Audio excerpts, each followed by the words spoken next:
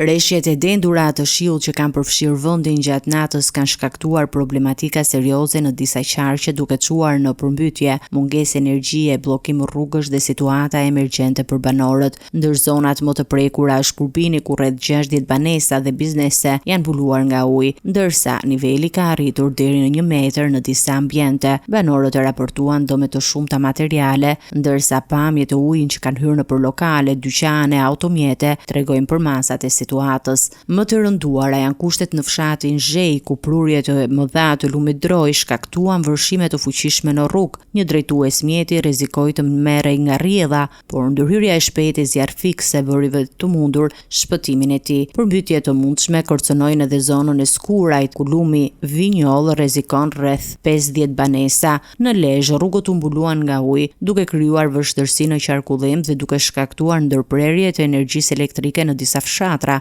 Një pemë e rrëzuar në aksin Lezhë-Shëngjin dëmtoi linjat e tensionit duke lënë disa zona pa furnizim elektrik. Edhe në zonat e Matit në fshatin rreth Braz, një familje u evakuua pasi u përmbyt banesa e tyre. Zjarrfikset dhe mjetet të tjera janë angazhuar për largimin e ujit nga zonat e banuara. Rruga nacionale Burrel-Skuraj paraqet rrezik në disa segmente për shkak të rënjes së gurve, duke vështirësuar qarkullimin e mjeteve. Situata mbetet e rënduar edhe në Dibër, ku disa fshatra janë pa energji elektrike për arsye sigurie, pasi fidri që furnizon zonën është stakuar për shkak të shkarkesave të forta elektrike. Rreshtet kanë shkaktuar vështirësi të mëdha edhe në qarkun Shkodër. Në zonën e Malësisë, segmenti rrugor Breg Lumi Theth u dëmtua, duke lënë të bllokuar 9 persona dhe 5 automjete. Fal ndërhyrjes së bashkisë, policisë së shtetit dhe forcave të armatosura, të gjithë personat u evakuuan me sukses. Rruga mbetet e bllokuar dhe po pastrohet me mbështetje të 10 efektivëve të forcave të armatosura.